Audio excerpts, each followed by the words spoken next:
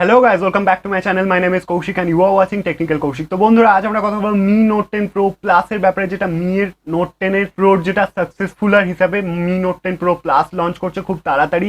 এটা এনথুতু বেঞ্চমার্কে রেকর্ড হয়ে গেছে এবং সেটা থেকে আমরা confirm camera, launch date, price, display, design এগুলোর সম্বন্ধে এবং এনথুতু বেঞ্চমার্ক স্কোর এগুলোর সম্বন্ধে সব জেনে গেছে এবং এগুলো আমি আপনাদেরকেও জানাতে চাই। তার জন্য কি করতে হবে না, আপনাদেরকে পুরো ভিডিওটা লাস্ট অবধি দেখতে হবে সব কিছু জানার জন্য ফোনটার ব্যাপারে, এবং আমার ভিডিওটাতে অবশ্যই একটা লাইক করে দিতে হবে ভিডিওটা ভালো লাগলে। আর দেরি না করে ভিডিওটা এক্ষুনি শুরু করা যাক। তো শুরু করার আগে একটা ছোট্ট রিকোয়েস্ট আছে, চ্যানেল নতুন হলে চ্যানেলটা অবশ্যই সাবস্ক্রাইব করে নিও, কারণ আমি ডেইলি ফোন সম্বন্ধে ভিডিওস আপলোড করি। তো প্রথমে আমরা ডিসপ্লে এবং ডিজাইন নিয়ে কথা বলবো। তো ডিসপ্লে এবং ডিজাইনে তোমরা 6.7 ইঞ্চির ডিসপ্লে দেখতে পেয়ে যাবে, সুপার অ্যামোলেড ডিসপ্লে পেয়ে যাবে এবং কার্ভ ডিসপ্লে তোমরা পেয়ে যাবে। টপ লেফট সাইড কর্নারে পাঞ্চ হোল পেয়ে যাবে এবং পাঞ্চ হোল নচের সাথে তোমরা ফ্রন্ট ক্যামেরা পেয়ে যাবে।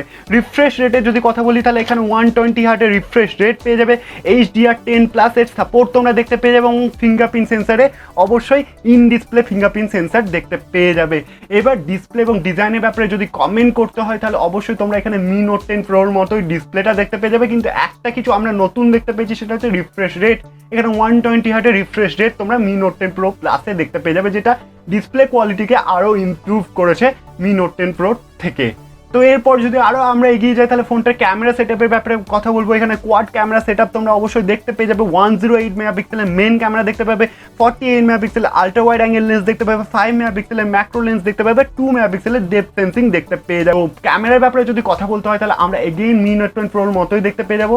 এখানে 108 মেগাপিক্সেলের মেন ক্যামেরা আমরা মি নোট 10 প্রোতেও দেখতে পেয়েছিলাম, কিন্তু একটা জিনিস আলাদা হচ্ছে, 48 মেগাপিক্সেলের যেটা আল্ট্রা ওয়াইড অ্যাঙ্গেল লেন্স আছে সেটা এখানে যোগ করা হয়েছে, যেটা ক্যামেরা কোয়ালিটিকে আরও ইমপ্রুভ করবে। মি নোট 10 প্রো প্লাসে আমরা আরও একটু ইমপ্রুভ দেখতে পাবো ক্যামেরা কোয়ালিটি। এরপর যদি ফ্রন্ট ক্যামেরার ব্যাপারে কথা বলি তাহলে অবশ্যই ফ্রন্ট ক্যামেরাতে তোমরা পাঞ্চ হোল নচের সাথে 32 মেগাপিক্সেলের সেলফি ক্যামেরা দেখতে পেয়ে যাবে মি নোট 10 প্লাসের সাথে।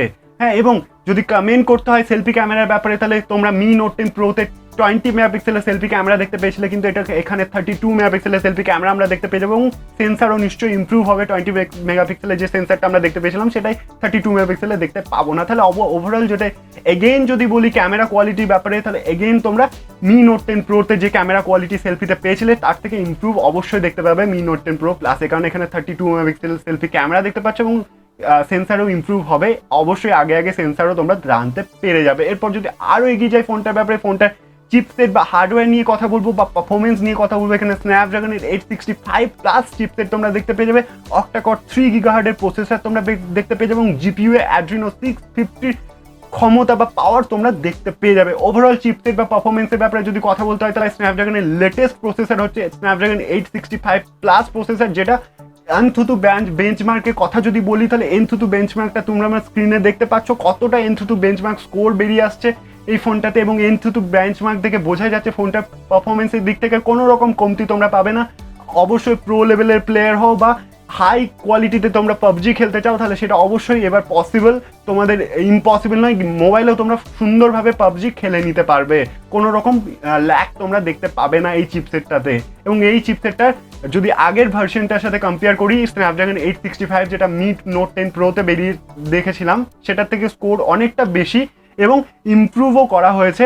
এখানে বেঞ্চমার্ক স্কোর দেখে বোঝা যাচ্ছে হার্ডওয়্যারে অনেক ইমপ্রুভ করা হয়েছে, যেমন অ্যাডো 650 পাওয়ার আমরা দেখতে পেয়ে যাই। তাহলে এইটাতে একদম পারফরমেন্সের দিক থেকে কোনো রকম কমতি তোমাদের হবে না।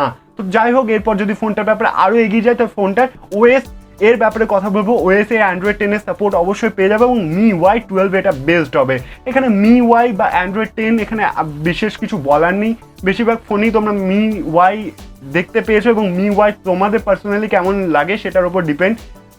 এটা অবশ্যই ফ্ল্যাগশিপ লেভেলের ফোন, তাহলে যেটা মিড রেঞ্জ এবং বাজেট ক্যাটাগরি ফোনে আমরা অ্যাডভার্টাইজ দেখতে পাই, MIUI ততটা অ্যাডভার্টাইজ এখানে দেখতে পাবো না। অবশ্যই এখানে অ্যাডভার্টাইজ তো ছাড়বে না, অ্যাডভার্টাইজ তো দেবেই, বাট ততটা লেভেলে অ্যাডভার্টাইজ আমরা দেখতে পাবো না। এবং অ্যান্ড্রয়েড 10 এর ব্যাপারে কিছু বলার নেই, এখন সব ফোনে অ্যান্ড্রয়েড 10 এর সাপোর্ট দেখতে পেয়ে যাও, একই হবে অ্যান্ড্রয়েড 10 এর সাপোর্টটা।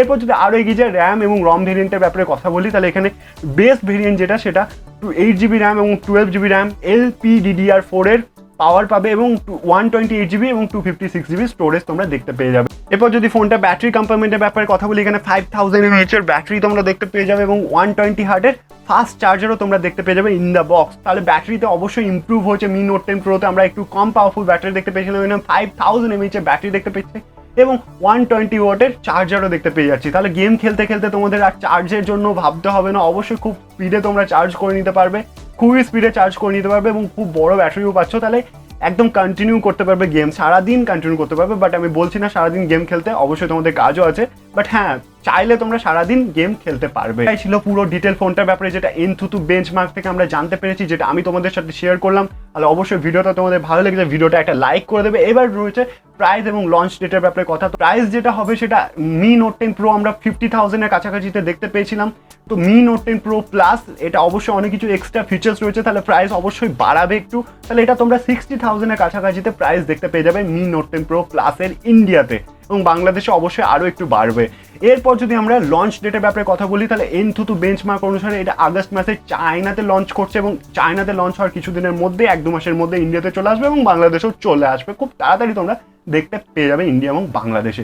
এটাই ছিল পুরো ডিটেল ফোনটার ব্যাপারে। আশা করি ভিডিওটা তোমাদের ভালো লেগেছে। ভিডিওটা ভালো লাগলে চ্যানেলটা অবশ্যই সাবস্ক্রাইব করে দেবে, কারণ আমি ডেইলি ফোন সম্বন্ধে ভিডিওস আপলোড করি। দেখা হচ্ছে এরকমই একটা ইন্টারেস্টিং টপিকের সাথে, ততক্ষণের জন্য টাটা।